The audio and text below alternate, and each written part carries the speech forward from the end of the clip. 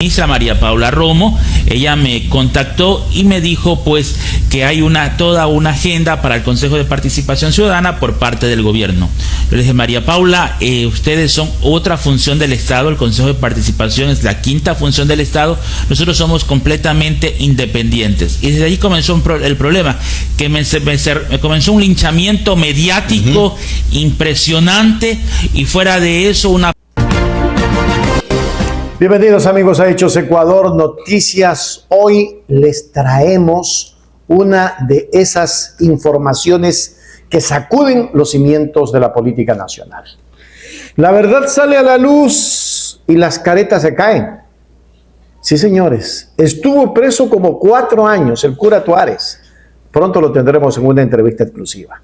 El expresidente del Consejo de Participación Ciudadana y Control Social, el mismísimo cura Tuárez, el padre José Tuárez, si se recuerdan de él, ¿no?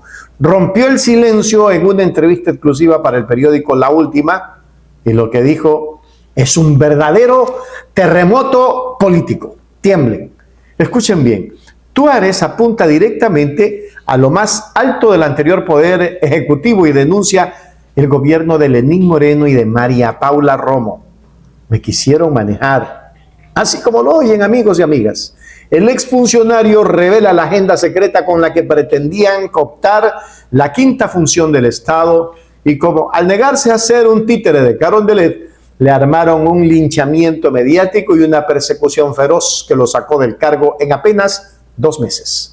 Una verdadera consigna de sometimiento institucional que hoy desmenuzamos al detalle. Quédense con nosotros porque arrancamos ya con información. Esto es Hechos Ecuador. No problema. Así fue, a través de la exministra María Paula Romo. Ella me contactó y me dijo pues que hay toda una agenda para el Consejo de Participación Ciudadana por parte del gobierno. Yo le dije, María Paula, ustedes son otra función del Estado, el Consejo de Participación es la quinta función del Estado, nosotros somos completamente independientes. Y desde ahí comenzó el problema, que me comenzó un linchamiento mediático impresionante, y fuera de eso una persecución dentro del propio Consejo que nos llevó a un juicio político, señor periodista, que solo en 2 meses nos destituyeron. Lo sacaron, o sea, había una consigna de sacarlos. Había una consigna y la voluntad política de sacarnos. No se respetó para nada la democracia, no se respetó para nada la voluntad del pueblo, simplemente los intereses en ese momento del gran traidor Lenín Moreno. Ahora, se había hecho una modificación, me parece que fue la primera vez que se eligió a los miembros vocales del CPCS a través de elección popular, porque antes había otro mecanismo, ¿verdad? El mecanismo anterior era por méritos y oposición, y un concurso con un examen.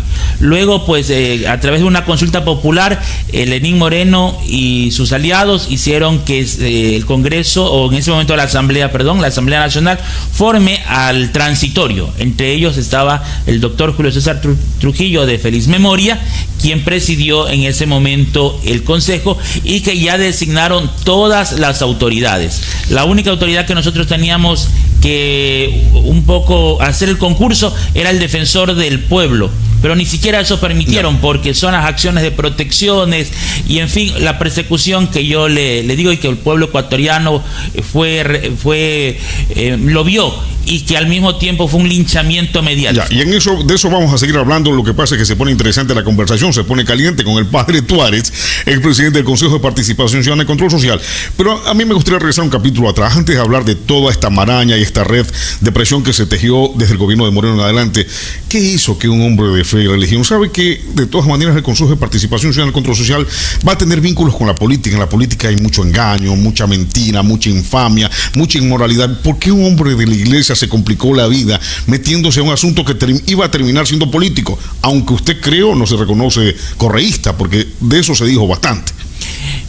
Tomé esta decisión porque yo había, sobre todo aquí en el Ecuador, había trabajado siempre con la clase media y media alta. Cuando llegué a Guayaquil me mandaron a la iglesia de Las Peñas, y vi la necesidad de los pobres, conocí la realidad de los más vulnerables que tiene la patria, de la gente que no tiene empleo, de las madres que no tienen cómo alimentar a sus hijos, y luego sobre todo de los enfermos también en los hospitales que me tocaba a mí atender.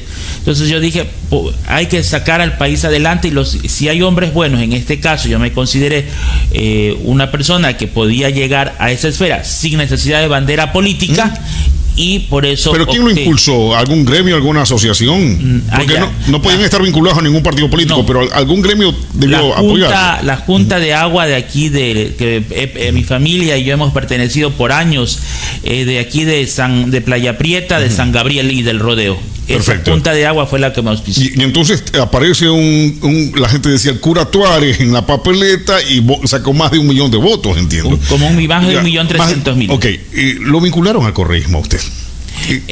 ¿Hay vínculos o no hay vínculos? ¿Hubo o no hubo?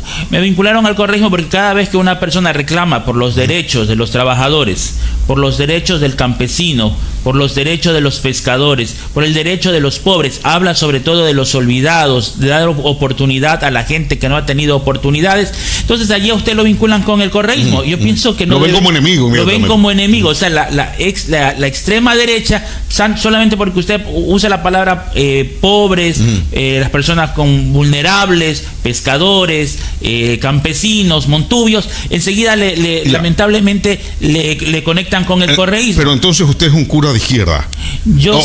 O de centro. ¿Cómo yo se sigo identifica? la doctrina social de la Iglesia. Y la doctrina social de la Iglesia nos habla sobre el desarrollo de los pueblos, no de estancarse los pueblos, porque es trabajar por los pobres, pero que no se queden en su pobreza, sino que tienen que superar esta pobreza. Perfecto, ahora sí volvamos al Consejo de Participación Ciudadana en el Control Social. ¿Por qué es interesante hablar de esto? Se lo cambió en la Constitución de Montecristi. Antes la designación de autoridades de control, contralor, defensor público, fiscal, se lo hacía en la Asamblea. Luego de esta constituyente de Montecristi se creó el Consejo de Participación Ciudadana y Control Social como un quinto poder, es decir, es el pueblo que va a decidir, aunque nunca ha estado claro su rol. En algún momento llegó el padre José Carlos Tuárez al presidente del CPCCS. Se encontró con el cambio y la transición, lo dicen los correístas, la traición de Lenín Moreno, y usted pagó los platos rotos, pero usted se le acusó de algo adicional. Cuéntenos esa parte de la historia, que esto se fraguó, ¿qué fue el argumento que tuvieron ellos para tomar esta idea de perseguirlo, incluso de procesarlo penalmente? Así fue. Como yo salí del Consejo de Participación Ciudadana y tenía una intención de voto bastante alto, tenían que sacarme del camino. Amigos de inteligencia de la policía que me confirmaron: padre, con usted había 2 caminos, o desaparecerlo o meterlo preso, pero como usted era una persona que era internacionalmente conocida, hubo que encarcelarlo. Entonces me allanaron la casa como con unos 250 policías, y respetando a mi madre y respetando la casa de aquí del Rodeo. Y luego me llevaron a Guayaquil y dijeron que era tráfico de influencia, que yo había querido poner al director de aduanas y al director de la aviación civil. En el momento de la audiencia, los abogados dijeron que presenten la acción de personal. Como no la pudieron presentar, se reunió enseguida el juez, el fiscal y unas llamadas telefónicas, porque yo veía que hablaban por teléfono, evidentemente. O sea, recibían órdenes. Recibían órdenes, como todos los casos políticos, son dirigidos. Entonces dijeron asociación ilícita, que es algo más fácil. Una cosa acá, entonces a usted lo allanan, y esto es importante. Nosotros no podemos defender a nadie en particular, pero el Estado de Derecho sí tenemos que cuidarlo como lo más sagrado. A ver, si tú allanas a alguien, voy a poner este ejemplo: José Luis Chávez lo allanan porque dice que tiene 3 maletas adentro de su oficina, y luego me llevan preso, y no dicen, no lo procese por 3 maletas, procésalo porque tiene una bicicleta. Y entonces en el camino van cambiando, lo que significa que esas investigaciones no se hicieron o fueron al apuro, o son simplemente persecución. Era una persecución. En mi caso no encontraron absolutamente Le cambiaron la figura, ¿verdad? Le cambiaron la figura de inmediato y me pusieron asociación ilícita. Inicialmente, ¿por qué lo allanaron? Me allanaron por tráfico de influencia. Y luego no tenían como no se encontró nada en el momento de la audiencia, el juez y el fiscal lo que dijeron fue, y con unas llamadas de Quito, que no sé quién lo hacía, cambiemos la figura del delito, pusieron asociación ilícita, que la asociación ilícita solamente solamente dice que 2 o 3 personas se hayan reunido para hacer algo malo o cometer un delito, pero no especifica. Tanto así que mi sentencia reza y dice que no hubo daño al Estado ni a persona particular alguna. Entonces, ¿dónde está el delito? De las 31 personas que pusieron en ese caso, yo solamente conocía a una, a las otras 30 no las conocía. Ellos todos testificaron, porque eso sí hay que decir la verdad. Testificaron de que no me conocían, pero no obstante había una decisión política de que me condenen. ¿Cuál fue la condena? Ahí lo tienen, compatriotas, una página oscura de nuestra historia reciente que sale nuevamente a debate. ¿Hasta cuándo las funciones del Estado van a seguir bajo la sombra de la interferencia y el reparto político? Las palabras de José Tuárez nos dejan una lección clara. La autonomía de nuestras instituciones no puede estar en venta ni responder a los caprichos del gobierno de turno. Pero la última palabra, como siempre, la tienen ustedes. Queremos leerlos. ¿Qué opinan de estas explosivas declaraciones? Vayan de inmediato a la caja de comentarios, dejen su opinión y generemos el debate. Si les dolió a los de siempre, es porque estamos transmitiendo la verdad. No olviden darle un poderoso me gusta a este video, suscribir a nuestro canal y activar la campanita para que no se pierdan ni un solo reporte. Soy Richard Macías de Hechos Ecuador Noticias. Gracias por su sintonía. Un fuerte abrazo a todo el pueblo ecuatoriano y nos vemos en la próxima emisión. Hasta pronto. En YouTube, Hechos Ecuador, dice la verdad. Hechos Ecuador, suscríbete ya. Hechos Ecuador, suscríbete ya. Ecuador, la verdad está ahí.